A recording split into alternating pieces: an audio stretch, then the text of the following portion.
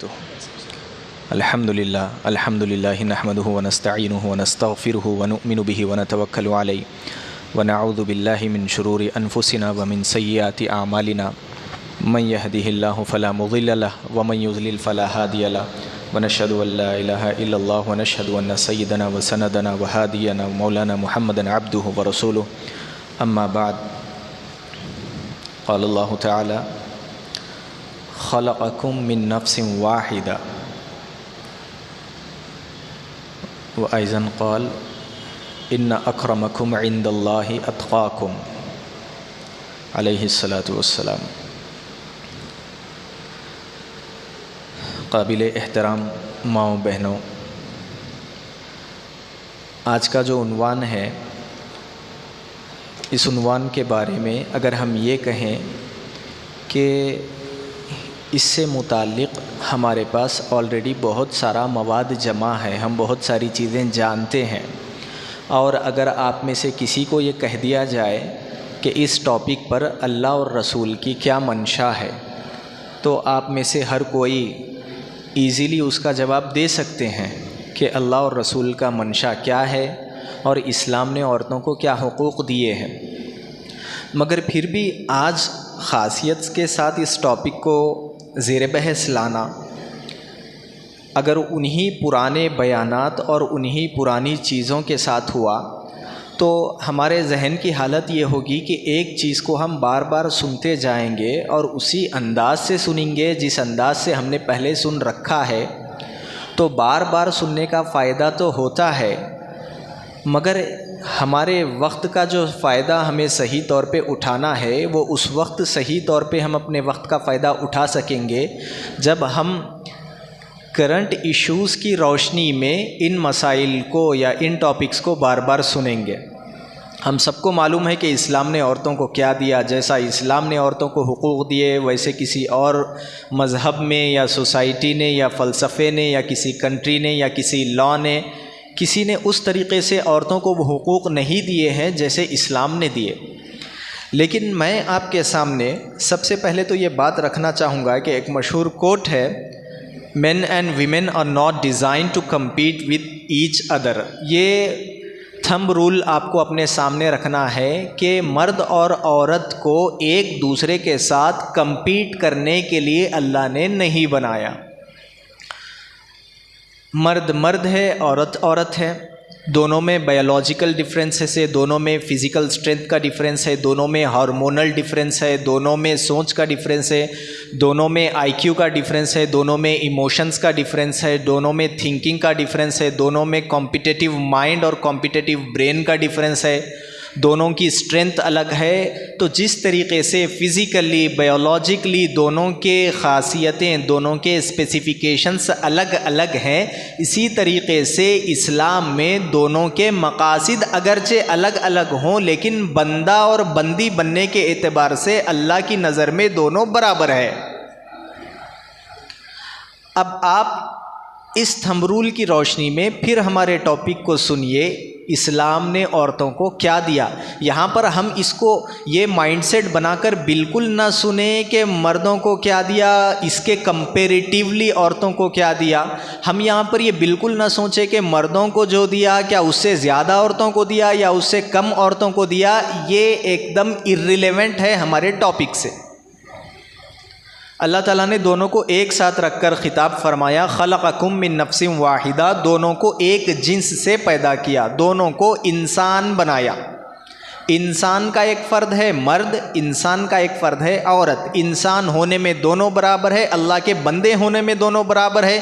जन्नत जहन्नम में जाने के लिए जो आमाल किए जाते हैं उन आमाल में दोनों बराबर है, अल्लाह के हुक्म पे चलने में दोनों बराबर है। जहन्नम से बचने के लिए जो अहकाम दिए अल्लाह ने, उन अहकाम पर अमल करके जहन्नम से बचने के लिए भी दोनों बराबर है। फिर डिफरेंस कहाँ पे आ गया?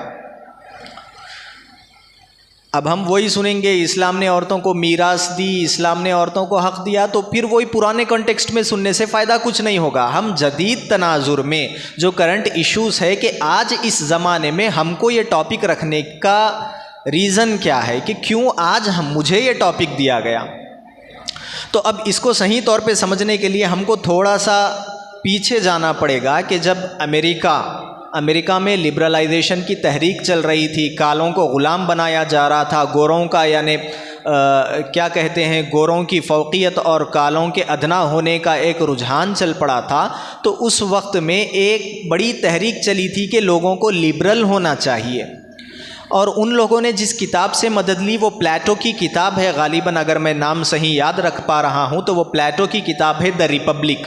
इसमें हुकूमत को चलाने का तरीक़ा बताया गया कि कैसे एक जमहूरियत काम करती है और कैसे ग़ुलामी का सिस्टम अमेरिका से निकल जाए और हर फ़र्द को बहैसियत इंसान के हुकूक़ मिले। तो ये एक कैंपेन चला, एक भारी मिक़दार में बड़े लोग इसमें जमा हुए और लोगों ने हिस्सा लिया। हिस्सा लेने के बाद बहुत सारे लोगों के अंदर आज़ादी का ख़याल पैदा हुआ कि कालों के हक़ में कब तक ग़ुलामी रहे, गोरों के हक़ में कब तक बादशाहत रहे, काले भी तो इंसान हैं, गोरे भी तो इंसान हैं। तो असल में तो उस तहरीक का आगाज़ और उसका इनिशियल पॉइंट यही था कि इंसान को इंसान होने के नाते इंसान के पूरे हुकूक़ मिले। लेकिन इस तहरीक के पीछे बहुत सारी बुरी चीज़ें भी दाखिल हो गई, और ये चीज़ें असल में it was a part of plateaus book the Republic के वुमेन लिबरलाइजेशन का भी शोशा उसने छोड़ा और लोगों को ये बावर कराया कि मज़हब औरतों के हुकूक़ नहीं देता, बल्कि मज़हब औरतों को इंसान ही नहीं समझता। ये गलत शोशा उसने छोड़ा और प्लेटो की किताब से मुतासिर होकर जो बाद में तहरीकें चली, उन लोगों का भी आम तौर पे दिमाग ये बन गया कि औरतों को इंसान होने की हैसियत से कोई हक़ नहीं दिया जाता। और यही कॉन्सेप्ट बाज़ मुसलमानों में पढ़े लिखे या फिर जो पढ़े लिखे नहीं हैं वो दूसरों से मुतासिर होकर ये समझने लगे कि औरतों को औरतों का हक़ नहीं दिया जाता, ख़ास तौर पे मज़हब में, और औरतों को औरतों का हक़ उसी वक्त मिलेगा जब ये मज़हब से बाहर निकलेंगी। ये है बेसिक कॉन्सेप्ट। तो आज हमको ये टॉपिक जो सुनना है वो इस तनाजुर में सुनना है कि औरतों को औरत होने के नाते से जो हक़ मिलना चाहिए, इसमें मर्द और औरत का कंपैरिजन नहीं है। इसको इस लिहाज से सुनना है कि इस्लाम ने जिस तरीक़े से हमारी फितरत, हमारी primordial situation as we are built to be men and women, और हमारी जो ड्यूटीज़ है वो अल्लाह ने किस तरीक़े से हमको दी हैं, और दूसरे मज़ाहिब और दूसरे फ़लसफ़े और दूसरे क़वानीन ने वो कैसे दिया है, इस थंबरूल को सामने रख के समझेंगे तो इंशाअल्लाह हमारे लिए बात समझना बहुत आसान हो जाएगा। तो आइए अब हम आगे चलते हैं। ये तमहीद भी बहुत अहम थी आपके सामने रखना कि टॉपिक को किस माइंडसेट से सुना जाए। अब इस टॉपिक को लेकर आपको ये सवाल होता है कि ये टॉपिक इस्लाम ने औरतों को क्यों दिया।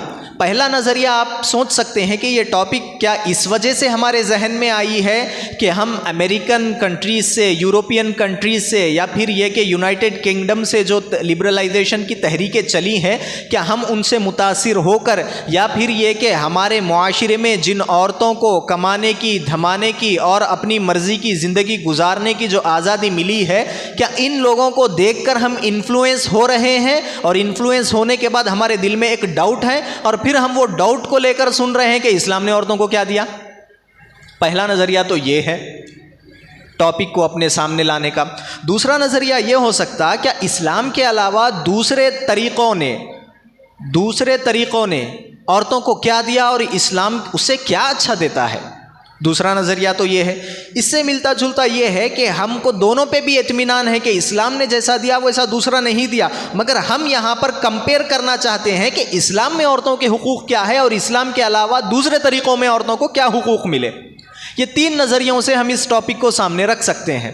तो पहले दो तो इर्रिलेवेंट है मुसलमानों के लिए, तीसरा रिलेवेंट है मुसलमानों के लिए भी और गैर मुस्लिमों के लिए भी कि इस्लाम ने क्या दिया और दूसरे मज़ाहिब और दूसरे तरीक़ों ने क्या दिया। हम उसको सामने रखकर अगर जायज़ा लेंगे तो इसके लिए कुरान, हदीस, आसार, सहाबा की ज़िंदगियाँ, ताबईन की ज़िंदगियाँ और उनकी माओं की, बहनों की ज़िंदगियाँ, ये तमाम की तमाम हमारे लिए नमूना है कि जो इस्लाम ने दिया और जो दूसरे मज़ाहिब ने दिया हम उसको कंपेयर कर सकते हैं। Since this is an academic discussion, हमको ये चीज़ें मद्देनज़र रखना ज़रूरी है। इसके बग़ैर हम अगर सुनेंगे तो वो सुने और उठ गए ये मसला हो जाएगा। बहरहाल तो सबसे पहले चीज़ आती है इस ज़माने के लिहाज से अगर हम देखें तो एक तूफ़ान चल पड़ा है कि दुनिया ने मर्दों को सिखाया कि अपने मर्द होने पर फ़ख्र करें और उसके बरखिलाफ़ इन मर्दों के मज़ालिम से परेशान होकर दूसरी तरफ औरतों ने बगावत की ऐसा नहीं कि ऐसे ही की, उन पर जुल्म हुआ है, उन लोगों ने बगावत की और उन्होंने ये आलम उठाया कि देखो भाई, औरत को औरत होने पर फ़ख्र है। यहाँ पर मर्द एक डंका बजा रहे हैं कि मर्द बड़े हैं, वहाँ पे इनके मुकाबिल में औरतें आ रही हैं कि, तो फेमिनिज़म और माचोइज़म का एक तूफ़ान चला। फिर टॉक्सिक फेमिनिटी और टॉक्सिक मैस्कुलिनिटी का मसला सामने आया वेस्टर्न कल्चर्स में। तो आपके सामने ये बात वाज़ेह होनी चाहिए कि ना इस्लाम ने कभी ये सिखाया कि मर्द को मर्द होने पर फ़ख्र हो, ना कभी इस्लाम ने सिखाया कि औरत को औरत होने पर फ़ख्र हो। कुरान और हदीस और रसूलुल्लाह सल्लल्लाहु अलैहि वसल्लम की तालीमात ये बताती है कि दोनों को अल्लाह का बंदा और बंदी होने पर फ़ख्र हो। इन्ना अक्रमकुम इंदल्लाहि अत्काकुम, ना मर्द को कोई फजीलत है ना औरत को कोई फजीलत है। अगर फजीलत है तो अल्लाह के बंदे होने पर फजीलत है, तो बंदे होने में दोनों बराबर है। जितना अल्लाह की मानो उतने अच्छे बंदे, और जितना कम मानो उतने कमतर बंदे। तो कंपैरिजन बंदा होने में है, कंपैरिजन मर्द और औरत होने में बिल्कुल नहीं है। तो इस्लाम ने मर्द और औरत दोनों को फरमाया कि खलक़कुम मिन नफ्सिन वाहिदा, तुम दोनों को जिनसे इंसान से पैदा किया। तुम दोनों इंसान हो, जब इंसान हो तो दोनों हुकूक में बराबर है। औरत को अगर आप थोड़ा पीछे चले जाएंगे तो आपको ये समझ में आएगा कि कपड़े पहनना एक बेसिक राइट है। जिस तरह हमारा आर्टिकल 18, 19 से 21 और फिर आगे दूसरे आर्टिकल से सब ये बताते हैं कि तालीम का बराबर हक़ है, इल्म हासिल करने का बराबर हक़ है, जीने का हक़ है, कमाने का हक़ है, एजुकेशन हासिल करने का हक़ है। लेकिन अगर आप इस्लाम से पहले दूसरे ज़मानों में जाएंगे तो आपको समझ में आ जाएगा कि हमारे पास जो वैदिक पीरियड गुजरा है वहाँ पे निचली ज़ात के औरतों को मुकम्मल कपड़े पहनने का भी हक़ नहीं था। और जो बाहया औरतें थी दूसरे मज़ाहिब में, वो अपने जिस्म के ऊपरी हिस्से पे, यानी वो अपना टॉप अगर ढकना चाहती थी तो उनको टैक्स बनना पड़ता था। और ये रिकॉर्डेड है, हर चीज़ रिकॉर्डेड है। आप अगर पीछे की तारीख़ में जाकर देखेंगे तो हिंदुस्तान में सर्वेपल्ली राधाकृष्णन के आने से पहले जो बातें आई थी, वहाँ पे सर्वेपल्ली राधाकृष्णन है या उससे पहले के जो दूसरे रिफॉर्मिस्ट आए हैं, उन लोगों ने बहुत जद्दोजहद किया है कि देखो भाई, औरत को तुम कपड़े पहनने पर पाबंदी कैसे लगाते हो। तो एक तरफ तो इस्लाम है जो हिजाब ही नहीं बल्कि हया का दामन तार ना होने पाए इसलिए अपनी आवाज़ को भी गैर मर्द के आगे ऊंची करने से रोकता है। तो दूसरी तरफ on contrary there are other religions and other ways of life that restricted women to wear proper clothing. ये मसला था उन लोगों में। और ब्रेस्ट टैक्स के नाम से अपने टॉप को ढाकने पर लोगों को टैक्स देना पड़ा बाज़ बाहया औरतों को, हालांकि वो मुसलमान नहीं थी। और कपड़े पहनने पर पाबंदी लगाई। तो अब ये इस्लाम है कि हया देता है, दूसरे मज़ाहिब है जो मज़हब की आड़ में अपने आप को ऊंचा समझते हैं और फिर इस्लाम ने उन्हें हया से नवाजा तो बहुत सारे लोग इस्लाम से अप्रोच हुए। और इसी तरीके से एक शोशा छोड़ा गया कि आज़ादी। भाई ये बताइए कि आज़ादी क्या है।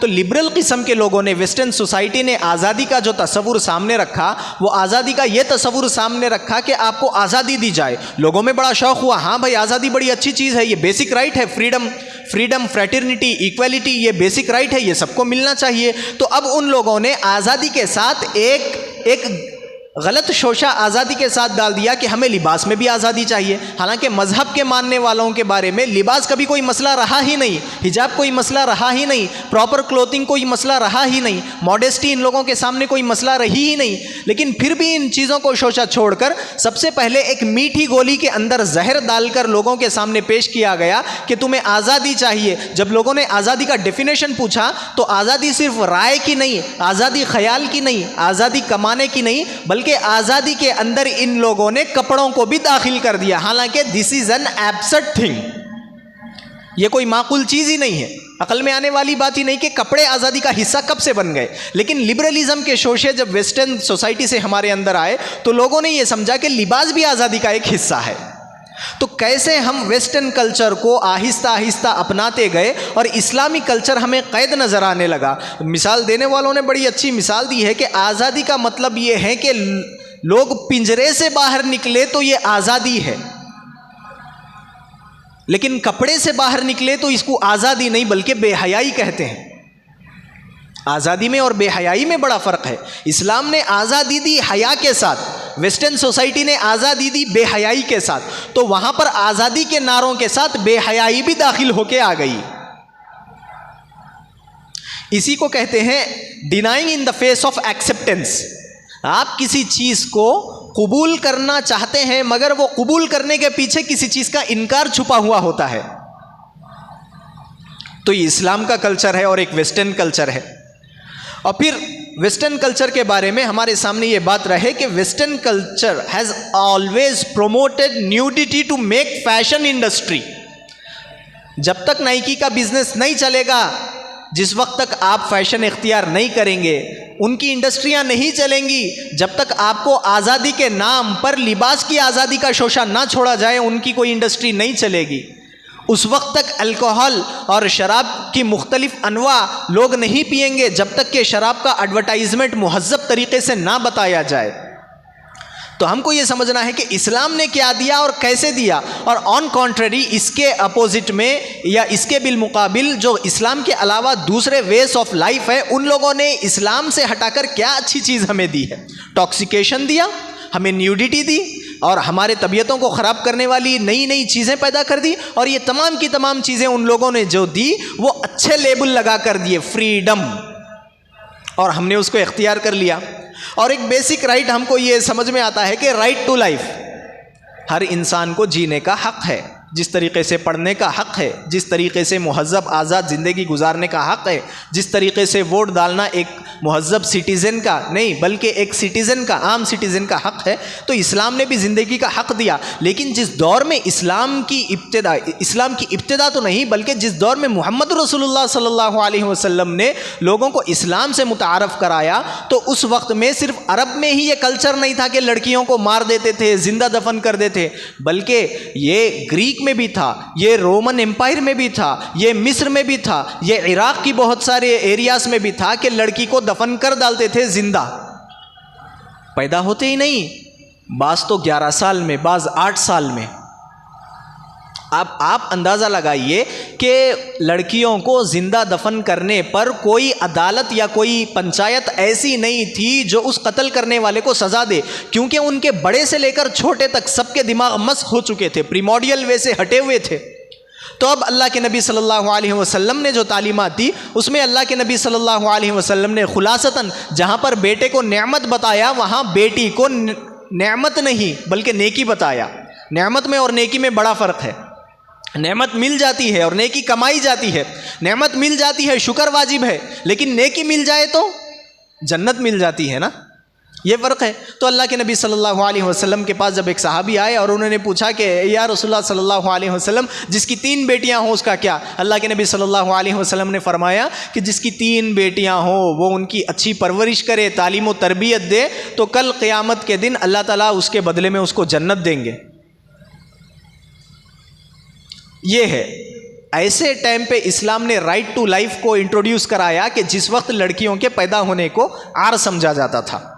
ये है राइट टू लाइफ जो इस्लाम ने इंट्रोड्यूस कराया। अब उस वक्त में, अब आप देखिए, लड़कियों को दफन किया जाता था उस टाइम पे और आज भी हो रहा है।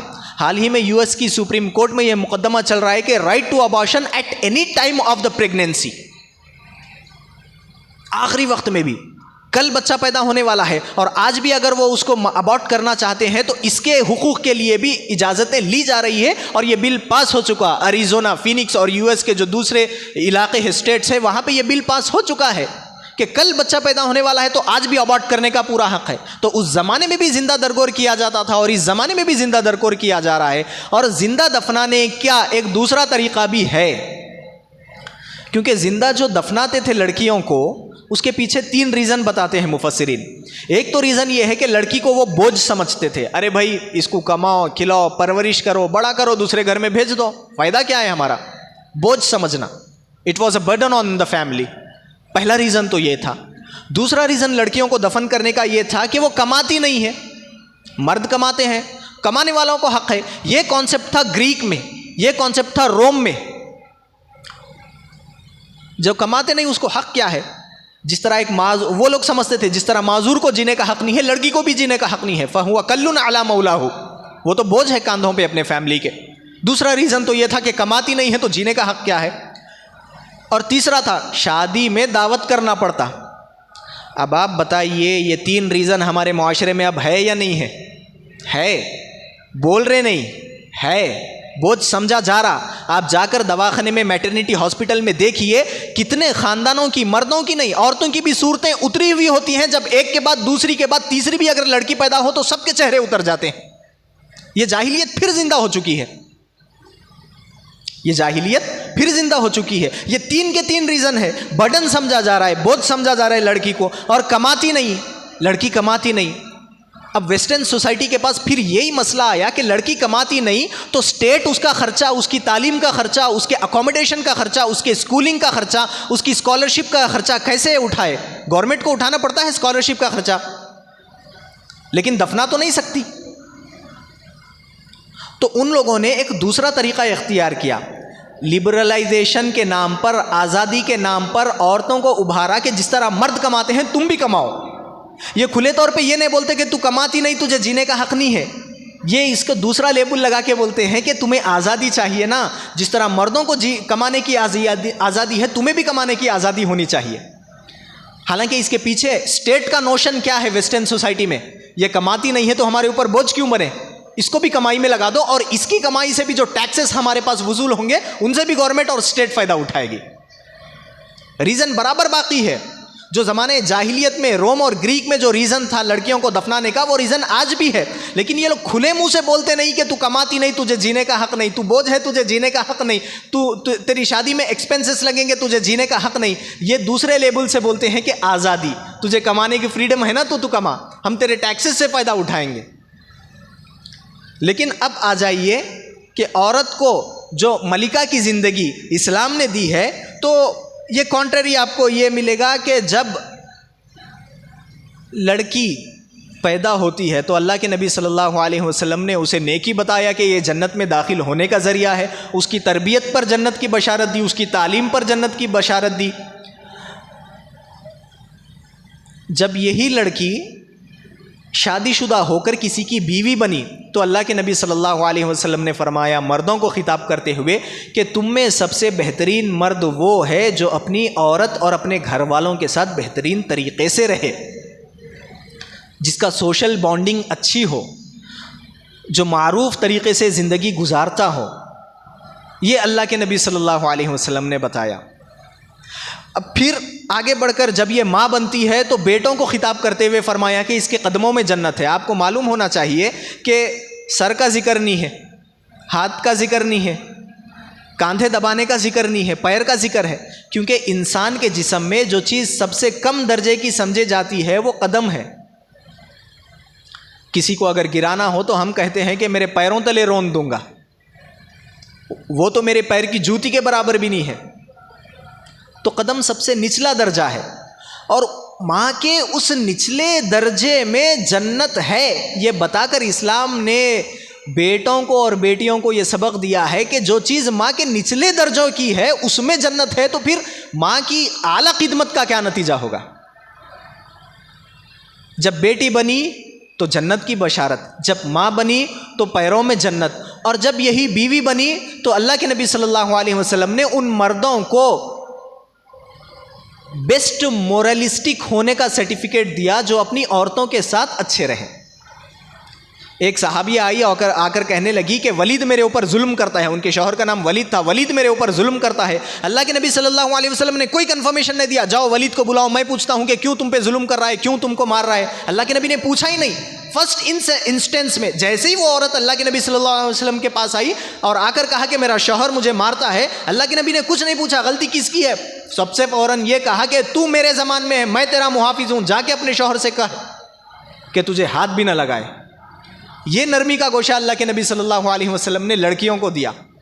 उसके अलावा जब आप रोमन एम्पायर में चले जाते हैं, जिन लोगों ने रिपब्लिक इंट्रोड्यूस कराया, जिन लोगों ने दुनिया को खुद साख्ता निज़ाम हुकूमत बनाया, वो लोगों के पास औरत के साथ ये सुलूक हुआ करता था, अगर वो डिसोबीडियंट हो जाए, अगर वो तुम्हारे अहकाम की नाफरमानी करे, अगर वो तुम्हारा खाना देर से पका दे, तो फिर मर्द उसकी एक टांग को बांधकर घोड़े से बांध देता और फिर घसीटते हुए जितनी दूर चाहे उतनी दूर ले जाता और उसे लहूलहान करके जहां अपनी मर्जी चाहे वहां जानवर की तरह छोड़ देता।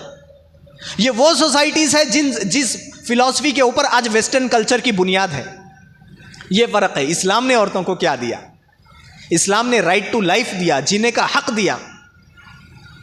और इस्लाम ने औरतों पर यह एहसान नहीं किया, बल्कि मर्द और औरत दोनों पर एहसान किया कि दोनों को इस्लाम दिया। अगर इस्लाम ना होता तो फिर कौन शिकायत करता कि हमें क्या बेहतरीन वे ऑफ लाइफ मिल जाता।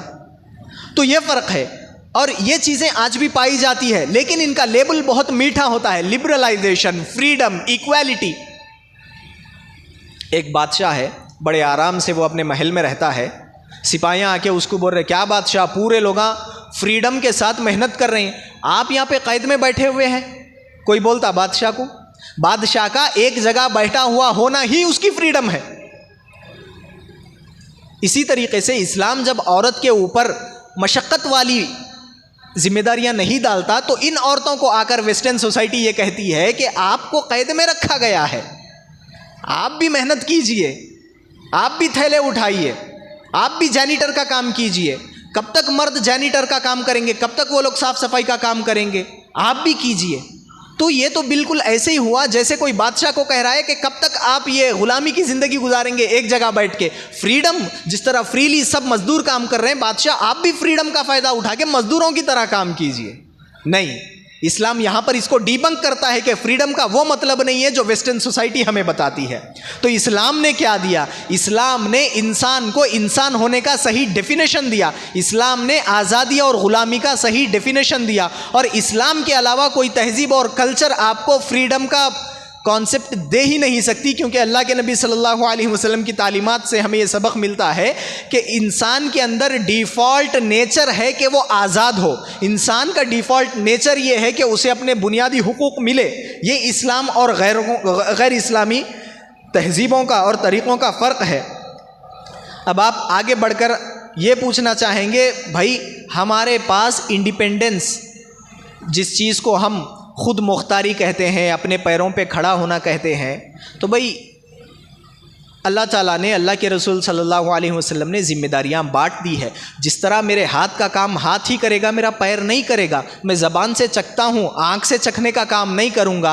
कान से सुनता हूँ, नाक से सूंघता हूँ, तो कान का काम कान करेगा, नाक का काम नाक करेगी। तो अल्लाह ताला ने एक अच्छी तशबीह देकर बताई है कि हुन्ना लिबासुल लकुम व अंतुम लिबासुल लहुन। मर्द औरत दोनों एक दूसरे के लिबास है। यानी जिस तरह लिबास मुझे छुपाए तो मेरे बगैर लिबास नहीं, अगर मैं ना रहूं तो लिबास पहनेगा कौन, और अगर लिबास है लेकिन मैं नहीं हूं तो लिबास किसके ऊपर जाएगा। तो मर्द और औरत की रिस्पॉन्सिबिलिटीज डिवाइडेड है।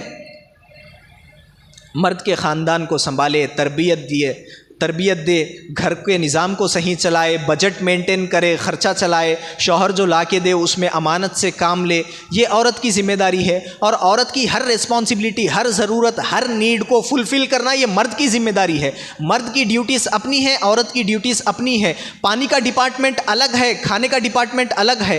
वाटर फिल्टर से पानी लेंगे, राशन की दुकान को जाकर हम चावल लेंगे, यहाँ पर चावल नहीं लेंगे, वहाँ पर पानी लेंगे। तो ड्यूटीज़ डिवाइडेड है और इसमें कोई डिस्क्रिमिनेशन नहीं है। फ्रीडम के लेबल यहाँ पर भी डिस्क्रिमिनेशन को बताते हैं, मगर इसमें कोई डिस्क्रिमिनेशन नहीं है। फ़र्क सिर्फ समझ का है, फ़र्क सिर्फ माइंडसेट का है। तो वेस्टर्न सोसाइटी ने इंडिपेंडेंस और फ्रीडम के नारे को साथ लेकर थोड़ा नीचे उतरकर इस चार्ट को ये बताया कि भाई इक्वल राइट होने चाहिए। तो हमने कहा ठीक है भाई, इक्वल राइट होने चाहिए। इक्वल राइट जब होने लगे तो वहाँ पर जब यूएस में जब नारा लगा था कि सबको फ्रीडम होनी चाहिए, तो औरतों ने नारा लगाया कि तुम जिस तरह काम करते हो हम भी उस तरीके से काम करेंगे। खाना हम नहीं पकाएंगे, खाना तुम अपना अपना पका के खाओ। बच्चों को पालना हमारी जिम्मेदारी नहीं, बल्कि बच्चों को पालना एक पब्लिक रिस्पॉन्सिबिलिटी है। ये घरेलू रिस्पॉन्सिबिलिटी नहीं बल्कि पब्लिक रिस्पॉन्सिबिलिटी है। यहाँ पर फितरत से बगावत शुरू हो गई, यहाँ पर फितरत से बगावत शुरू हो गई। और ये सबसे बड़ा हैवानी तूफ़ान था जो इंसानों के अंदर आज़ादी के नाम पर आया। और जब ये चीज़ें आ गई तो लोगों के अंदर से शादी का कॉन्सेप्ट निकल गया, क्योंकि जिन लोगों के पास आज़ादी का तसव्वुर जानवरों जैसा हो, वो लोग शादी को तो कैद ही समझेंगे। जब शादी को कैद समझेंगे तो एक बड़ा प्रपोर्शन ऐसा है कि लोग बग़ैर शादी के ख़ानदान बसाने लगे, और ज़रा सी बात पर दोनों अलग हो गए, मर्द औरत। और यहाँ पर बच्चे मुअत्तल हो गए कि कोई उनकी ना तरबियत करने वाला है, ना कोई उनको माँ बाप का नाम देने वाला है। ये तमाम बीमारियाँ शुरू हुई कहाँ से? आज़ादी से। आज़ादी के गलत तसव्वुर से।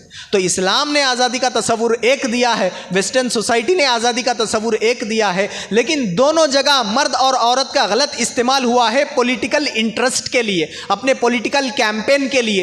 एक हुकूमत ने औरतों का साथ दिया, इसका उनका मकसद ये नहीं था कि औरतों को आज़ादी दिलाए, उनका मकसद ये था कि मुखालिफ हुकूमत को गिराए।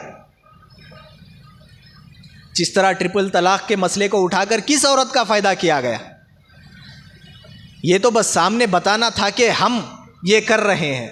वैसे मफासिद तो आप सब जानते हैं, क्रिमिनल सिविल इश्यूज़ क्या होते हैं, क्रिमिनल इश्यूज़ क्या होते हैं। तो इस्लाम ने जो आज़ादी दी, हम उस आज़ादी पे आते हैं कि अच्छा भाई इस्लाम फिर आज़ादी कह की देता है? इस्लाम आज़ादी देता है जीने की, इस्लाम आज़ादी देता है बंदा और बंदी बनने की, इस्लाम आज़ादी देता है अपने ख़याल को ज़ाहिर करने की, इस्लाम आज़ादी देता है इल्म हासिल करने की। हज़रत आयशा, हज़रत हफ्सा, हज़रत उम्मे सलमा और इसी तरीके से बड़ी बड़ी सहाबियात, ताबइयात ऐसी हैं कि जो अपने दौर में सहाबा के होते हुए, उलमा के होते हुए ये औरतें फतवा दिया करती थी। जब इस्लाम ने आज़ादी नहीं दी तालीम हासिल करने की, तो फिर क्या मनुस्मृति के पढ़ने वालों ने और इसकी इत्तिबा करने वालों ने और वैदिक कल्चर में, प्री वैदिक एरा ने, क्या इन लोगों ने औरतों को आज़ादी दी? जहाँ पे औरतों को अपने ख्याल के जाहिर करने की आज़ादी नहीं थी, बल्कि मर्द अगर मर जाए तो सती की रस्म में जो औरत को मर्द के मरने के बाद जीने का तक हक नहीं दिया था। फिर पूछते हैं कि इस्लाम में क्या आज़ादी है? इल्म हासिल करने की आज़ादी जैसे इस्लाम ने दी वैसे किसी ने नहीं दी। मर्द और औरत दोनों पर तलबुल इल्मी फरीज़तुन अला कुल्ली मुस्लिमी व मुस्लिमा, ज़िंदगी गुजारने के लिए इल्म का होना ज़रूरी है, अल्लाह को पहचानने के लिए इल्म का होना ज़रूरी है। तो इस्लाम ने दुनिया पहचानने के लिए भी इल्म दिया और आखिरत पहचानने के लिए भी इल्म दिया। एग्रीकल्चर का भी इल्म दिया इस्लाम ने, उसी तरीके से जन्नत जहन्नम का भी इल्म दिया इस्लाम ने। जिस तरह नमाज रोज़े का इल्म दिया इस्लाम ने, उसी तरह इकोनॉमिक्स का इल्म दिया इस्लाम ने। निकाह करने का कितने कल्चर ऐसे हैं जहाँ पर निकाह ऐसी उम्र में कर दिया जाता था कि जिसके बाद औरत को अपने इख्तियार का हक बालिग होने पर भी नहीं दिया जाता था, लेकिन इस्लाम ने खियार बुलूग दिया। अगर बचपन में अगर बचपन में किसी ने शादी कर दी और वो बालिग हो गई, तो अब उसको अपने बालिग होने पे इख्तियार है कि मुझे ये निकाह मंजूर नहीं। लड़के को पसंद करने का इख्तियार है, बता तेरी मर्जी है या नहीं है। दोनों से कबूल है पूछा जाता ना, एक तरफ से नहीं पूछा जाता। इसलिए इस्लाम का जो सिस्टम है वो सिर्फ सिग्नेचर्स पे नहीं है, इस्लाम का सिस्टम अपनी ज़बान से कबूल है, बोलने पर है। इस्लाम ने ये आज़ादी दी। और अगर आपको मैं ये बता दूं कि वैदिक पीरियड में इंडिया में ज़्यादा दूर क्यों जाते हो, जहाँ पर कोई तहज़ीब ही नहीं हुआ, जो कंट्री ख़ुद को मुहज़्ज़ब बताती है, जो कल्चर ख़ुद को मुहज़्ज़ब बताता है, वहाँ पर आप देखिए कि निकाह करने के 8 तरीक़े राइज थे। मनोहर पांडे की जो 2024 से 2025 तक के लिए जनरल नॉलेज की जो बुक पब्लिश हुई है हाल ही में, उसमें इंडियन हिस्ट्री की इब्तिदा के पेज नंबर 9 पे मनोहर पांडे ने लिखा है कि there were nearly 8 types of marriages accepted in Vedic period. 8 किस्म के अलग अलग निकाह हुआ करते थे। एक निकाह का तरीका था ब्राह्मा। वो आम इस तरीके से हमारे पास जो निकाह का सिस्टम है ये वही है, ब्राह्मा जिसको कहते हैं। और एक था दैविया, ये भी एक निकाह का सिस्टम था कि a daughter is given to a sacrificial priest as part of his fees, कि एक पुजारी आया और आकर उस पुजारी ने आपके घर में कोई पूजा की, तो अब उसको फीस देना है ना, हदिया देना है ना पुजारी साहब को। तो क्या हदिया देना? तो हदिये की एक किस्म ये भी थी कि हदिये में वो पुजारी को अपनी लड़की देते थे। ये मैरिज का सिस्टम था दैविया। और एक सिस्टम था आरसा, giving the girl to a man in exchange of a bride price. दूसरी लड़की की ये घर से लड़की आई तो उस लड़की की कीमत में ये घर वाला अपनी बच्ची उसको दे दिया। ये मुहज्जब समझे जाने वाले कल्चर में ये निकाह राइज था। यानी लड़की को इन लोगों ने कभी लड़की नहीं समझा, औरत को जिस मजहब ने कभी औरत नहीं समझा, बल्कि प्रॉपर्टी और माल की तरह एक्सचेंज कर दिया जाता था। आरसा जिसको कहते हैं। और एक है Prajapatya, the father gives the girl without dowry and without demanding the bride price. बगैर महर के, बगैर कोई कीमत लिए, बगैर कुछ पूछे सीधा सीधा अपनी बच्ची दे दी है, जैसा कि ये एक बोझ था बाप के ऊपर और बाप ने अपने सर से बोझ को उतार दिया। इन्ना लिल्लाहि व इन्ना इलैहि राजिऊन। प्रजापटिया। और एक था गंधारवा, लड़की पसंद आ गई बस शादी कर लिए, कोई इजाज़त नहीं, ये गंधारवा सिस्टम था। और एक है राक्षसा, बड़ा मशहूर सिस्टम है, कैद कर लेके शादी कर लिए, कोई इजाज़त नहीं, कोई इजाब व कबूल नहीं, कोई लड़की की रजामंदी नहीं पूछी गई, और ये वैदिक पीरियड में था। और एक सिस्टम है पैसाचा, कि अगवा करके या फिर गंदी हरकत करके इसको भी निकाह में शुमार किया जाता था वैदिक पीरियड में। अब आप अंदाज़ा लगाइए, उसी के बरखिलाफ इस्लाम क्या कहता है, हुन्ना लिबासुल लकुम व अंतुम लिबासुल लहुन, तुम दोनों एक दूसरे के लिए बने हुए हो, मर्द हाफ है औरत हाफ है, दोनों मिलके फुल होते हैं। इस्लाम ने मोहब्बत का रिश्ता बनाया, कंपैशन का रिश्ता बनाया, बॉन्डिंग का रिश्ता बनाया। इस्लाम ने ये सिस्टम लोगों के सामने मुतारफ़ कराया। तो फिर वो बीवी बनी तो इज़्ज़तदार बनी, और फिर ऐसे नहीं कि फुकट में ला लिए, बल्कि मर्द को ये एहसास हो कि मैं किसी चीज़ को नहीं, बल्कि मैं एक अमानत को ला रहा हूँ और ये अमानत मेरे घर में परवान चढ़ने वाली है, तो मैं इज़्ज़त के साथ इसको हदिये और तोहफे के तौर पर महर दूंगा। और शरीयत ने उसको ज़रूरी करार दिया है, बग़ैर महर के निकाह होता ही नहीं। आज हमारे पास बड़ा अजीब सिस्टम है कि जोड़े की रकम तो 1,00,000 2 लाख आराम से मुतय्यन हो जाती, महर थोड़ा 50,000 दो बोल तो नहीं। हमारे ख़ानदान में 5,051 रुपये चलते हुए आ रहा। खुले मुँह से तो नहीं कहते हमारा ख़ानदान भिखारी है, लेकिन हम दबे अल्फाज में ये कहते हैं कि हमारे ख़ानदान में 5,051 ही चलते हुए आ रहा। कहाँ से बरकतें होंगी ऐसे ख़ानदानों में, कहाँ से ड्यूटियाँ मिलेंगी ऐसे भिखारियों को जो इस्लामी तरीक़े को सस्ता कर देते हैं और गैर इस्लामी तरीक़े को बड़ा महंगा चौड़ा करके दिखाते हैं कि हमारी गुंजाइश इतनी है। हज़रत फ़ातिमा रज़ियल्लाहु अन्हा का महर गालिबन इस ज़माने के हिसाब से 60-70 हज़ार तक चले जाएगा, 80,000। तो ये महर फ़ातिमी है। फ़र्क है, इस्लाम ने औरतों को क्या दिया? इस्लाम ने औरतों को इंसान होने का हक़ दिया ही नहीं, बल्कि इंसानों में रियायत के साथ हक़ दिया, मर्दों से ज़्यादा हक़ दिया बहुत सारी जगह पर। क्यों? क्योंकि जो कमज़ोर होता है उसकी रियायत ज़्यादा की जाती है। एक आदमी चलता फिरता तो वो अगर गुज़र रहा, रोड पे से गाड़ियाँ आ रहे, उसको देख के भी कट मार के चले जाते, लेकिन एक वही आदमी स्टैंड पकड़ के आ रहा, कमज़ोर है, उसको देख के पूरे थोड़ा पहले से रुक जाते। कहीं को कमज़ोर है तो कमज़ोर की रियायत ज़्यादा की जाती। तो स्ट्रेंथ में, फ़िज़िकल स्ट्रेंथ में, ताकत में अल्लाह ताला ने औरत को मर्द से थोड़ा कम ताकत दी। और ये कमज़ोरी नहीं बल्कि खूबी है, ये कमज़ोरी नहीं, ये खूबी है।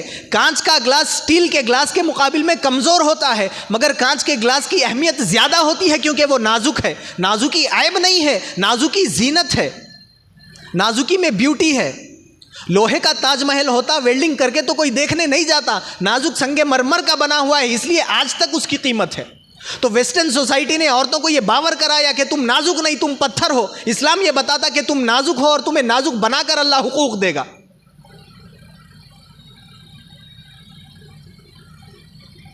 बहरहाल इस्लाम ने क्या दिया? वरासत में हक़। पहले तो जहालत में ये रिवाज था कि जिस तरीक़े से माल घर तकसीम हो जाता था तो वो जाहिल लोग औरतों को भी मीरास में तकसीम कर दिया करते थे। इस्लाम ने क्या किया?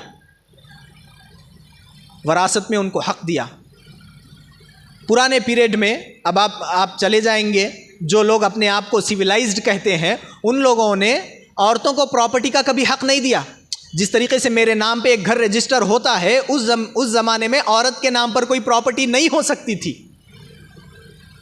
लेकिन इस्लाम ने राइट टू प्रॉपर्टी भी दिया। हज़रत खदीजा कितने बड़े माल की मालिक थी, राइट टू प्रॉपर्टी था उनके पास, वो माल की मालिका थी, वो प्रॉपर्टी को पॉजेस कर सकती थी। इस्लाम ने राइट टू प्रॉपर्टी दिया, राइट टू इक्वालिटी दिया, राइट टू जस्टिस दिया और इजहार ख़याल का हक़ दिया। इजहार ख़याल का हक़, लोग ये कहते हैं कि भाई औरतें एक लफ्ज़ उठा के नहीं बोल सकते, अपनी राय का इजहार नहीं कर सकते, ना मौलवी साहब के सामने ना शोहर के सामने। ये कहाँ से गलत कॉन्सेप्ट हमारे दरमियान आ गया? हज़रत उमर खुतबे में एक मरतबा कह रहे थे कि महर इससे ज़्यादा औरतों को मत दो, क्योंकि अगर महर देना एजाज़ की बात होती तो अल्लाह के नबी ज़्यादा महर दे डालते। एक औरत फ़ौरन उठी और उठ के हज़रत उमर की तंबीह की। देखिए, हज़रत उमर जैसा जलाल वाला सहाबी है, खलीफा है, वक्त का बादशाह है, ऐसे बादशाह के सामने औरतों को बराबर हक था एतराज़ करने का कि वो उठ के तमाम के सामने एतराज़ करती है, उमर कहाँ से लाई ये बात? जब अल्लाह ताला ने किंतार का लफ्ज़ इस्तेमाल किया है मर्दों के लिए कि वो अगर एक किंतार ढेर का ढेर उठा के भी औरतों को दे दे, तो तुम कौन होते हो औरतों के लिए महर को महदूद करने वाले? इजहार ख्याल, इजहार राय सहाबा के ज़माने में था, अल्लाह के नबी के ज़माने में था। कितनी औरतें अपनी शिकायत लेके नहीं आई। एक औरत आती है अल्लाह के नबी सल्लल्लाहु अलैहि वसल्लम के पास और आकर ये कहती है कि मेरे को फुला के निकाह में नहीं रहना है, because he is not handsome. मैं अच्छी हूँ, मेरे हिसाब से वो नहीं जमता। अल्लाह के नबी बोले कि हाँ भाई ठीक है, तेरे को शादी करना है, तेरी मर्जी, जो पसंद आया उसके साथ रहो। ये है इस्लाम। इस्लाम ने ये दिया है इजहार, आज़ादी का इजहार। इस्लाम ने मर्द के मरने के बाद औरत को जलने का हुक्म नहीं दिया। अगर शौहर मर जाए और बीवी का तकाजा है दूसरा निकाह करने का, इस्लाम ने बिल्कुल आज़ादी दी है दूसरा निकाह करने की। फिर कहते हैं कि इस्लाम ने औरतों को क्या दिया? इस्लाम ने ऐसी फ्रीडम नहीं दी जिस फ्रीडम का उन्वान नंगापन है। इस्लाम ने ऐसी फ्रीडम नहीं दी जिस फ्रीडम के उन्वान पे औरतों के ऊपर ज़बरदस्ती कमाई का बोझ डाला जाता है। इस्लाम ने ऐसी फ्रीडम नहीं दी जिस फ्रीडम के लेबल के पीछे छुपकर लोग गंदे काम उनसे करवाना चाहते हैं। इस्लाम ने ऐसी फ्रीडम नहीं दी औरतों को जिस फ्रीडम के जद में आकर फैशन इंडस्ट्री को फ़रोग़ दिया जाता है। इस्लाम ने ऐसी फ्रीडम दी कि जिस फ्रीडम में रहकर एक इंसान को पता चलता है कि इंसान होने का मतलब क्या है। मर्द को पता चले कि मर्द होने का मतलब क्या है, औरत को पता चले कि औरत होने का मतलब क्या है। वो विरासत में हक दिया इस्लाम ने। इससे पहले शायद के किसी सिस्टम में विरासत का निज़ाम चला हो, मालो जायदाद की मिल्कियत का हक मिला हो, शौहर के मरने के बाद दूसरी शादी का हक मिला हो, और अगर शौहर बीवी को छोड़ता है तो औरत को भी हक दिया कि अगर किसी वजह से वो शौहर के साथ निभा नहीं सकती है तो औरत को भी खुला का हक दिया गया है।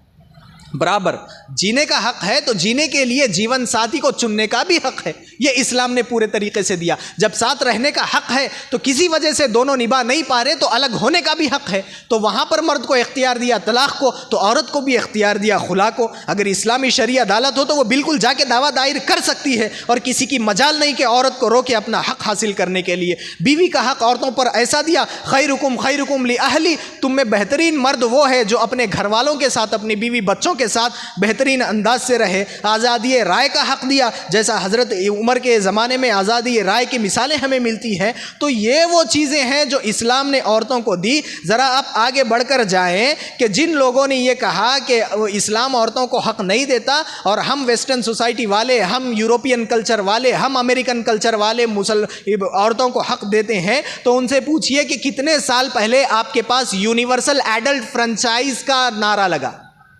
वोट डालने का हक नहीं था, कमज़ात वालों को हक नहीं था, कालों को अपनी आज़ादी जाहिर करने का कोई हक नहीं था। यूनिवर्सल एडल्ट फ्रेंचाइज आने के बाद यूनाइटेड स्टेट्स में 1920 में हक मिला लोगों को वोट डालने का, और वो भी सिर्फ सेलेक्टेड कम्युनिटीज़ को था। यूके में 1928 में हक मिला लोगों को वोट डालने का, और इंडिया में 1947 के बाद हक मिला, और वो भी पहले एज 21 ईयर्स थी, बाद में चलकर अमेंडमेंट आया तो ये एज जाकर 18 साल हुई। और मनुस्मृति से कोट कर दूं मैं आपको, लीगल सर्विस इंडिया के ई जनरल से ये मैं कोट कर रहा हूँ। उसका फुटनोट नंबर है 3। Manusmriti has expressively debarred Hindu women and declared them incompetent to testify before the court of law as a witness. औरत को गवाह बनने का भी हक नहीं था। इस्लाम में औरत को गवाह बनाया जाता है, औरत गवाही देती है बहुत सारे मसाइल में। वो जो 2 गवाहों का मसला है, लोग ये समझते हैं कि अरे भाई क्या औरत की अक्ल आदि है कि 2 मिला के 1 होते। बात ऐसी नहीं है। गवाह बने तो आम तौर पे धमकी भी रहती। औरत के ऊपर वो धमकी का बोझ हटाने के लिए इस्लाम ने 2 औरतों को लाया कि एक औरत के ऊपर अगर धमकी आ जाए तो उसके तरफ से कोई एक मर्द संभाल लेगा, अगर 2 औरतें आ जाए तो इनका जो बैकअप है वो मजबूत हो जाएगा। इसलिए 2 औरतों को गवाह बनाया गया। लेकिन बहुत सारे मामलात में एक औरत की गवाही भी मोतबर है। बड़ा गलत मतलब समझा दिया जाता है कि औरतें नाकिसुल अक्ल होती है। औरतें अगर नाकिसुल अक्ल होती है तो हज़रत आयशा से बड़े अक्ल वाले कौन साहबी है बताइए रिवायत में? हज़रत हफ्सा से बड़े कौन है बताइए? हज़रत उम्मे सलमा से बड़े कौन है बताइए? सखावत में नहीं। यहाँ पर इमोशंस के बारे में बताया गया कि औरत में जज्बात और मोहब्बत ज़्यादा होती है। एक आदमी तड़प रहा है, वो तड़पने वाले को मर्द भी देखे औरत भी देखे, लेकिन सबसे ज्यादा जो दिल पिघलेगा वो औरत का पिघलेगा, मर्द का नहीं। ये फर्क है। नाकिसातुल अक्ल का ये मतलब नहीं, गलत मतलब लोगों ने कहां से उठा के ला लिया। और फिर आगे कोट करते हैं, it has been ordained under the Manusmriti that women must always be confined in the house under trustworthy and obedient servants, के फर्मा बरदार गुलामों की तरह औरतें अपने घर में बंधी रहे। लेकिन इस्लाम ने, हजरत खदीजा तिजारत किया करती थी, हजरत उम्मे सलमा अपने हाथ से मजदूरी किया करती थी और दूसरों के लिए पैसे जमा करती थी, खिलाया करती थी, पिलाया करती थी, गरीबों की इमदाद किया करती थी। बहरहाल इस्लाम ने कमाने का हक अगर ना दिया होता औरतों को, तो वो औरतें गरीबों की, यतीमों की मदद कहाँ से करती, बताइए आप। तो ये गलत नोशंस लोगों में फैला दिए गए हैं, गलत नोशंस लोगों के अंदर फैला दिए गए हैं इस्लाम के बारे में। तो खुलासा कलाम आपके सामने यही रखना है कि इस्लाम ने जो दिया वो शायद किसी इंसानी सोसाइटी ने औरतों को दिया ही नहीं। और ये देना इस माने में नहीं है कि नहीं देते तो क्या करते, इस्लाम दे दिया बड़ा एहसान करा, नहीं, इस माने में नहीं दिया इस्लाम ने दोनों को खलक़कुम मिन नफ्सिन वाहिदा देकर ये बताया गया है तुम दोनों इंसान होने में बराबर हो। तो जिस तरह मर्द को जो हक़ दिया गया है, औरत को भी वो हक़ दिया गया है। बल्कि इबादत में बहुत सी मर्तबा औरत के साथ कंसिडरेशन का मामला किया गया है कि मखसूस अय्याम में मेंसेस में नमाजें माफ़ की गई, रोज़े को मुअख्खर करने का हुक्म उनके लिए है। तो अब बताइए, शरई अहकाम में इनके लिए रियायत है। इक्वालिटी में होता यह है कि दोनों पे बराबर हो। तो अगर दुनिया का अगर कानून लाया जाए इक्वालिटी का और बराबरी का, तो अगर कोई कंपनी में थैले उठाना है या एक कार्टन उठाना है, तो मर्द को भी 15 किलो का कार्टन उठाने दिया जाए, औरत को भी 15 किलो का कार्टन उठाने दिया जाए। This is equality. लेकिन कंसिडरेशन क्या है, इक्विटी। मर्द को 15 किलो का कॉटन दिया जाए और औरत से ये कह दिया जाए कि आप कॉटन उठाने का काम क्यों करते हैं, यहाँ पे रजिस्ट्रेशन वर्क भी है, आप एक काम कीजिए, आप कंप्यूटर वर्क कीजिए, क्योंकि आपकी फिजिक स्ट्रेंथ इतनी नहीं है, आपके मुनासिब ये काम है आप ये कीजिए, उसके मुनासिब वो काम है वो करेगा।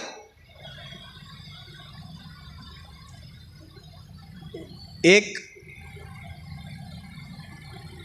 रिसर्च एनालिस्ट थी जिनको हम जानते हैं, तो उसने एक मरतबा ये बहस शुरू की कि भाई इस्लाम औरतों को काम करने से कई को रोकता है। मैं बोला ठीक है भाई, कैसा काम? बोल तो घर में रहना, वो रोटी पकाना, वो बच्चों को संभालना। मैं बोला ठीक है, एक काम करेंगे, जॉब करना, ये फ्रीडम है ना? बोल तो हाँ। आपको कहीं जॉब नहीं मिली, आप बीकॉम बीटेक कुछ भी पढ़े हुए नहीं है, घर में पकाने की जॉब मिली या बेबी सिटर की जॉब मिली, बच्चों को संभालने की, रोटी पकाने की, आप वहाँ जाके क्या कर रहे? फ्रीडम में भी कैद हो गए ना आप, तो जाके वहाँ भी जाके तो काम करना है। तो फितरत के तरीके से आप बगावत करके कोई अच्छी ज़िंदगी गुजार ही नहीं सकते।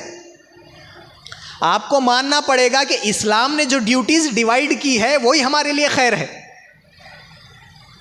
वही हमारे लिए खैर है। और इस्लाम का मतलब यह है submission to the will of Allah, Allah की मर्ज़ी के मुताबिक ख़ुद को ढाल देना। तमाम के तमाम हुकूक़ दिए हैं, उसके साथ साथ एक अच्छा इंसान बन के जाना।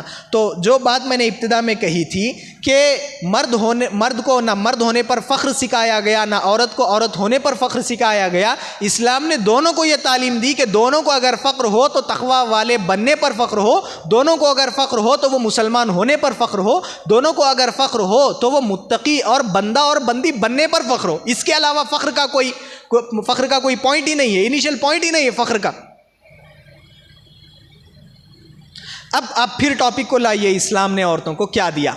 जो चीज़ें आपने सुनी उनको एक थंब रूल बनाकर, एक प्रोग्राम बनाकर आपके अपने दिमाग में डाल लीजिए और उसके पेश नज़र आप ये सोचिए कि क्या कोई और मज़हब होता तो वो इस्लाम से ज़्यादा हुकूक़ दे सकता या नहीं दे सकता। अल्लाह के नबी सल्लल्लाहु अलैहि वसल्लम के घर में आप देख लीजिए कि अल्लाह के नबी सल्लल्लाहु अलैहि वसल्लम घर में अपनी औरतों के साथ कैसे रह रहे हैं। वो नबी जिनके ऊपर एतराज़ किया जाता कि इतने शादियाँ की हैं, ज़रा हालात तो मालूम कीजिए कि कैसे लोगों से किए हैं, उनकी खासियत क्या थी ये भी कभी मालूम कीजिए, उनकी ज़िंदगी को पढ़ लीजिए, उनकी लाइफ कितनी कंप्लीट थी, कितनी कॉम्प्रहेंसिव थी, उनकी लाइफ कितनी प्रैक्टिकल थी। ये तीनों, कंप्लीटनेस, कॉम्प्रहेंसिवनेस और प्रैक्टिकलिटी, ये तीन चीज़ों को देखकर आप आखिरी नोशन रखिए कि यूनिवर्सैलिटी कैसा मिली, आलमियत कैसा मिली अल्लाह के नबी सल्लल्लाहु अलैहि वसल्लम के मज़हब को। आटा गूंद रहे हैं अपने घर में, झाड़ू लगा रहे हैं अपने घर में, कुर्ता फटा सी रहे हैं अपने घर में। अगर तसव्वुर वो होता कि इतनी बीवियों से निकाह किया तो क्या उनसे अपने कपड़े नहीं धुलवा सकते थे? क्या उनसे आटा नहीं गुनवा सकते थे? क्या उनको गुलाम नहीं बना सकते थे? समझ का फ़र्क है। हम आज जो इस्लाम को समझने की कोशिश करते हैं, औरतों के हुकूक़ को समझने की कोशिश करते हैं, वो वेस्टर्न आइडियोलॉजी न्यूज़ से सप्रेस होकर और ऑप्रेस्ड वाक़यात को देखकर हम ये समझते हैं कि हम वो माइंडसेट के तराजू में इस्लाम के हुकूक़ को तोलें, हम यहाँ पे गुमराह हो जाएंगे। इस्लाम को अगर समझना है तो इस्लाम के कॉन्टेक्स्ट में समझना ज़रूरी है, उसके बगैर हम समझ नहीं सकते। और इस्लाम ने जो ख़ानदान का, इस्लाम ने जो तरबियत का, इस्लाम ने जो अमन व अमान का और घर को चलाने का जो निज़ाम इस्लाम ने बताया है, वो इस्लामी तरीक़े के अलावा ऐसा कोई निज़ाम, इस्लाम के अलावा कोई मज़हब, कोई तारीख़, कोई मुल्क, कोई सोसाइटी, कोई कल्चर, कोई सिविलाइजेशन बता ही नहीं सकता। यही तो वजह है कि चाइना में और इसी तरीके से नॉर्दर्न अमेरिका में और इसी तरीके से साउथर्न इराक़ में और इसी तरीके से साउथर्न इस वक्त जो फ़लस्तीन का हिस्सा है, सीरिया का जो हिस्सा है, वहाँ पर इस्लामी हुकूमतें नहीं थी मगर लाखों के मुसलमान थे। वहाँ पर हुकूमत इस्लामी नहीं थी लेकिन मुसलमान थे यहाँ पर करोड़ों की तादाद में। वजह क्या है?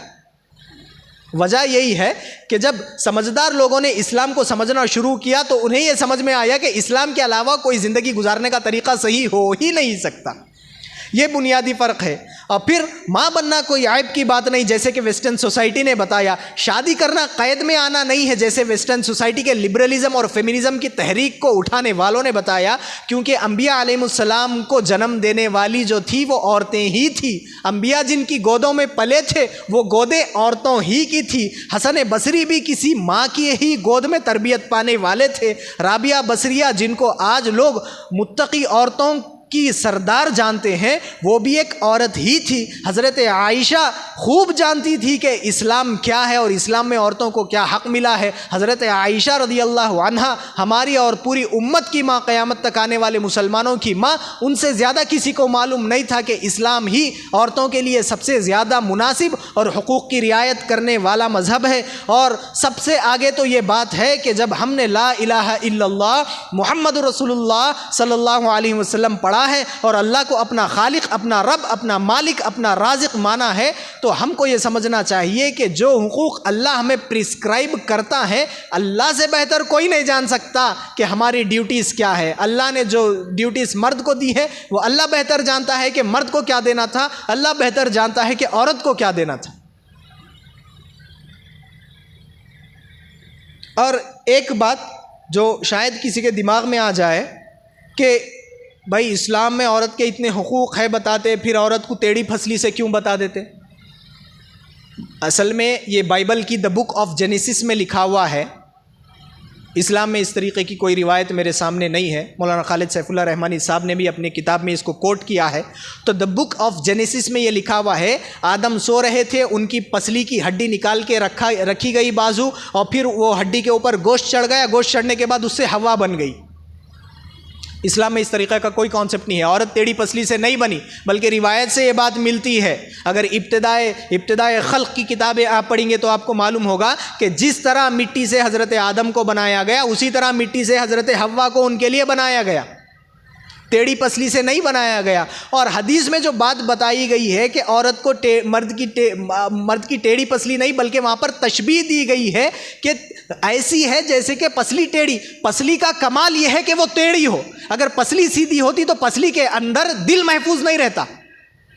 अगर दिल को और जिगर को, लिवर को महफूज रहना है तो पसली को टेढ़ा रहना है। और इमाम नववी रहमतुल्लाह अलैह ने, गालिबन अगर मुझे सही याद है तो इमाम नववी रहमतुल्लाह अलैह ने लिखा है कि टेढ़ेपन की दो किस्में होती है। एक तो वो टेढ़ापन है कि जिसका असल, मिसाल के तौर पे पेन में असल है, डिफ़ॉल्ट है सीधा होना।